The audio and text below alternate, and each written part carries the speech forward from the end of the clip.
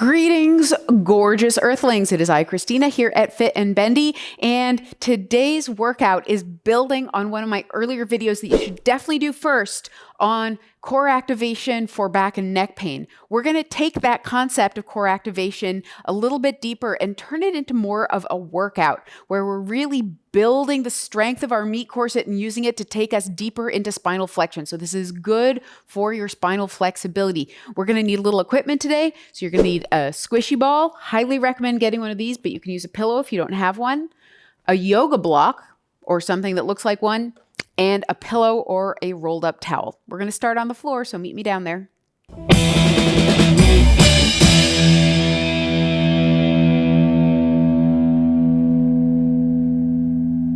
Sitting on your butt, you're going to grab your squishy ball and put it right at the base of your spine and wedge it in there pretty good and lean back on it. Both of your feet are pressed down to the floor, and you're going to put your hands in the back of your thighs, and they're going to help to support you. Then you're just going to lean back into that ball. And you want to think about squashing the ball between the lowest part of your spine, your sacrum, and the floor. And feel your weight go into the ball. Then as you exhale, use your abdominal muscles to drop your rib cage and round your spine, creating even more squish down into the ball. So every time you exhale, you're trying to make even more of a C shape with your spine, pulling those abdominal muscles, that meat corset in.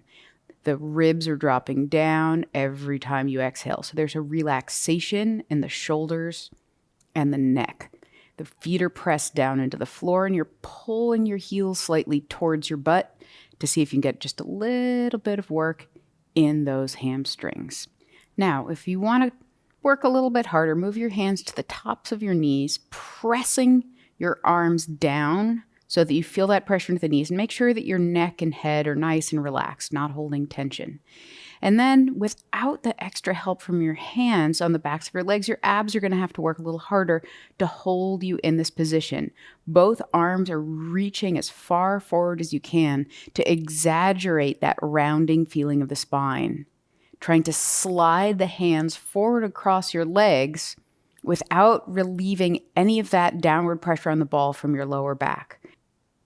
And from here, we're going to start lifting one arm at a time straight up into the air. And this should give you a little bit more spiciness in the abdominal muscles. If this feels like too much and you're starting to feel the work happen in your back, you're losing that rounding of the spine, just skip the arms for now. The important thing is that you're keeping that roundness of the spine. Lifting one arm at a time will just help you feel the muscles on each side of your abs. You might notice it's harder to lift one arm than the other. If that's the case, you might want to just do a little extra on that more challenging side so that you can start to balance yourself out. Keep using your breath here. So every time you exhale, you're reminding yourself to pull in that meat corset, drop the ribs down, and anchor yourself down into the ball, still pressing the heels into the floor, still pulling with the backs of the legs.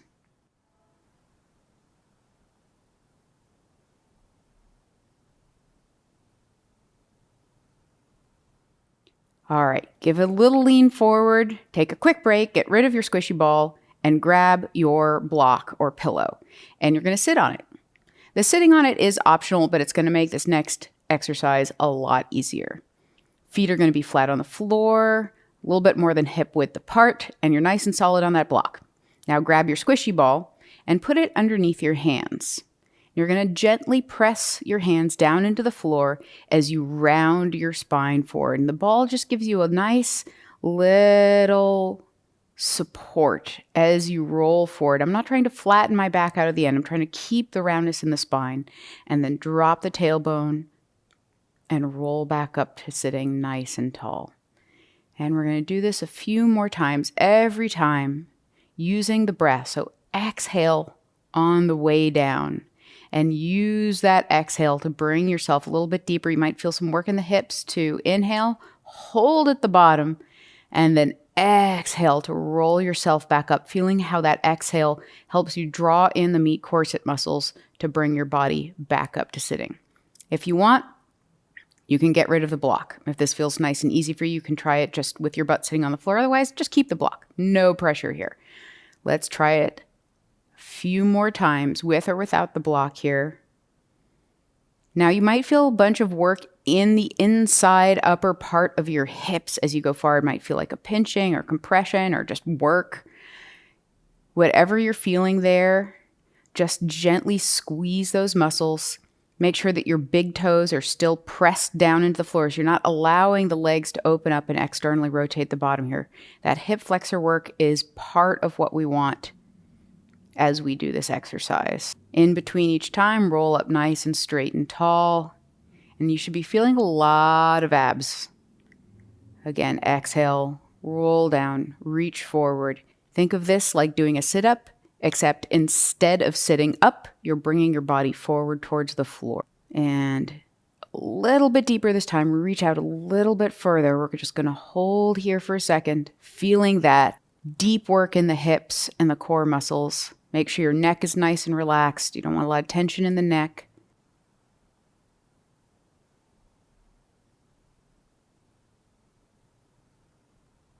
And on the next exhale, roll back up to sitting.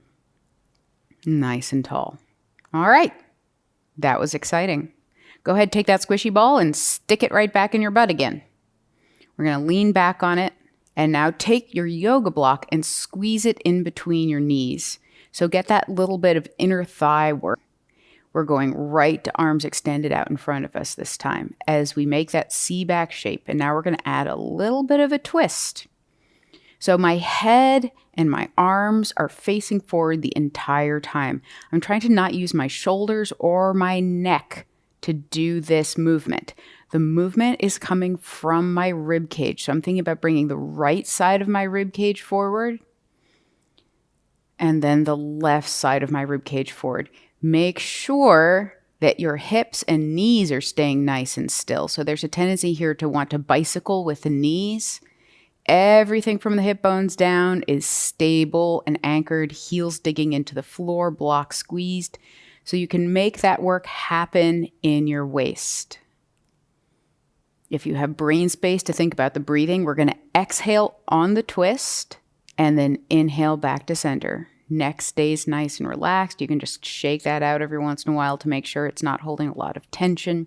Sometimes the neck wants to help out. You might notice that one side is a little bit more difficult than the others. Hey, that's life. You can always do a couple extra on that tighter side, the side that has less mobility or just feels less enthusiastic. Let's do one more each side, trying to go a little further each time, reaching that front arm forward all the way from the rib.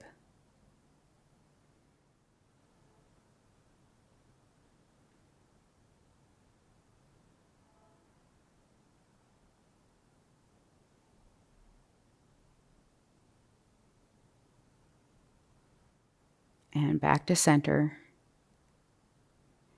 Nice little break here. Shake things out. Notice how you're feeling. And you have the option of sitting on the block for this next one, which will make it a little bit easier.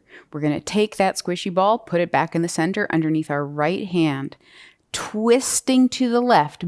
Left hand makes a giant circle up and over as we round down forward with a twist, facing towards your left inner thigh. Get a delicious stretch up the left side of your body and roll back up. We're going to do a few more on this side. Every time trying to go a little deeper into that twist, reach out a little bit further. Right hand pressing down into the squishy ball, trying to open up your chest to the side. And this should be work in the right side of your waist. So feeling those right obliques, create that little crunch in the right side of your waist that brings your right armpit down towards the floor, opening up the left side of your rib cage towards the ceiling. The breathing that you want to try to do here is to exhale as you come down. Inhale into your rib cage at the bottom, big giant left side rib cage, and then exhale again to bring your body back up to center. Let's go ahead and do the other side. Left hand on the ball, right hand reaches back, big giant rainbow with the fingers of your right hand. Biggest rainbow you can make as you drop that left armpit down towards the floor and then back up again, using that exhale to bring you back up. Now you're feeling the muscles in the left side of your waist, trying to twist yourself as deep into this stretch as you can. Using those muscles like a side crunch, bringing you down towards the floor. Again, those hip flexors might have to work a little bit here. There is nothing wrong with some hip flexor work as you go into this twist. Try not to let the knees open out to the side. If you want, you can move your feet a little wider. That might help you get a little bit deeper, but try not to externally rotate from the hip socket. So big toes and the arches of the foot stay pressed down towards the floor. Let's go ahead and do one more big arch using the exhale to bring your body down towards the floor. Big inhale into the right side of the rib cage, getting even more air into your right lung. And roll it back up. Excellent. All right, everybody. Let's put that squishy ball back into the lower back again. Here we go for some more abdominal work along with our hip flexors. So get that ball wedged in. Toes are pointed and knees are slightly open. Interlace your hands in front of you and you're going to open your elbows out, pressing the elbows into the knees and the knees into the elbows, creating a nice round spine. You're still pressing your lower back down into that squishy ball. This time, the head can come slightly forward, so you're really trying to create a C shape with your entire spine, from your tailbone all the way to the base of your skull. And we're creating some isometric work here, pressing the inner thighs and the elbows together. See if you can feel a connection between that inner thigh work all the way up into your meat corset. Even the lungs, the way the diaphragm works here, everything is working together. Neck is relaxed. Breathing is deep and full. You can do this with your heels on the floor. If this feels like too much for your hip flexors, that is totally okay. The less weight you have in your feet, the harder those hip flexors have to work. And we're going to hold it just a little bit longer. It starts to get pretty spicy, especially if you're really working that isometric contraction, that pressure with the inner thighs. And shake it out, shake it out. Woohoo! All right, gorgeous humanoids. Next section, we're going to be on our hands and knees, and you are going to wedge that squishy ball right up between your thighs. Make sure that your knees are right underneath your hips and your hands are right underneath your shoulders, feet straight back behind you, so you're nice and even and relaxed here. Now, imagine that you're trying to slide the palms of your hands towards your knees and your knees towards your hands, and use that effort to round your spine up towards the ceiling. It can be very tempting to let the shoulders hunch up towards your ears here, so keep squeezing your armpits and your hip bones towards each other, bringing the shoulders away from the ears, making sure your neck is long and relaxed. Yeah. Now, if you have some extra thought, put it into your hamstrings and see if you can use your hamstrings to bring your sit bones down towards your heels, making the most rounded spine that you possibly can. Every time you exhale, you're thinking of pulling those abdominal muscles in, extending your spine up towards the ceiling. And when you breathe in, your back arches up even more. Let's take a little break here. Shake it out, shake it out. Shake out your head and neck and your face. And we're going to do one more round. This time, move both feet to the left. Move your left hand closer to your left knee. So we're crunching into the left side. Squeezing that left armpit towards the left hip. Round your spine up towards the ceiling. Feel your abdominal muscles pulling in towards your spine. Again, really feel those armpit muscles, especially now on the left side. You want to think about your left armpit and left hip bone getting as close together as you can get them. If you have the ability to find your hamstrings here, that's a great addition, using those hamstrings to bring your pelvis even deeper into flexion. Use that breath, long exhales here to help you get deeper into that abdominal contraction all through the left side of your body. Lower abs, mid abs, upper abs, all of them pulled in. Should we do the other side? I think we should. Let's do the other side. Move both feet over to the right. Move the right hand closer to the right knee. So we're leaning to the right. Exhale, pull those abdominal muscles in, rounding your spine up towards the ceiling. If you're like me, you'll probably find that you get less mobility. If you're in the twist, you're going to get less arch, and that's great. We're finding the places where our back is tightest and working into those. So every time you exhale, you're trying to come deeper into that deep, deep, deep abdominal contraction, rounding your spine up towards the ceiling, dropping the tailbone down into the floor, squeezing the right armpit and the right hip bone closer and closer together. Woohoo! And now, because most of us need it, we're going to do a second set on the left side, which is usually harder for almost everyone. Scrunching into that left side waist. See if you can go just a little bit deeper this time. So my feet are actually pointing to the left. And exhale, round that spine up towards the ceiling. Extra pushing with the left side. Trying not to let those shoulder blades wing. So lifting the upper back up towards the ceiling. Deep breath. Feel like a dog trying to look at its own tail. See if you can see your feet back there behind you. Push, push, push with that left hand. Squeeze that left armpit so you can get a little bit of shake from how hard you're holding this isometric contraction. That felt good. All right, next exercise, you're going to need your pillow. So go ahead and grab your pillow, magically, as I did, and we're going to lay on our back. I love a workout that requires pillows. Go ahead and lay down, head resting on the pillow.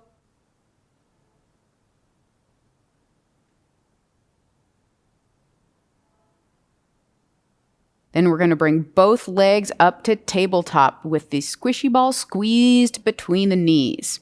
Now, we're basically recreating our hands and knees position here, but with a different relationship to gravity.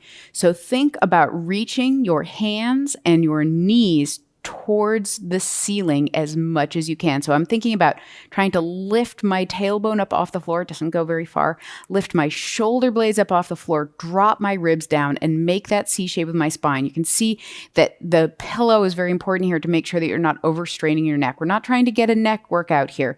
This is all about those core muscles. Every time you exhale, think about dropping those ribs down, pulling the abs in, lifting the tailbone up a little more. Every time you inhale, inhale into your back, round your back out like a turtle shell on the floor.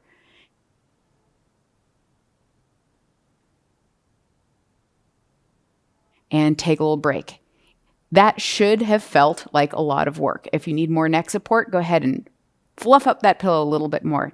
Feel your head and neck as relaxed as you can possibly get. Make sure your shoulders are down away from your ears, not hunching up. Squeeze the ball, reach the fingers, pull the ribs in, and let's add our little twist, just like we did when we were sitting.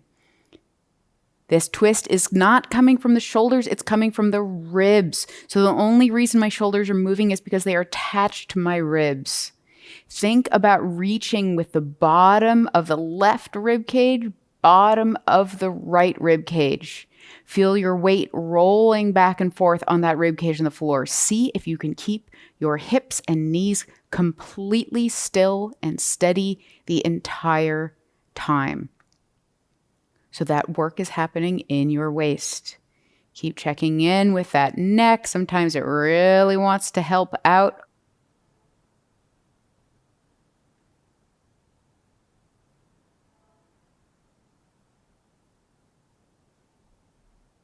Let's hold our twist with the left hand. Again, we're trying to work a little extra into those left obliques. They usually need it. Work on it. Feel it shake. Squeeze it in.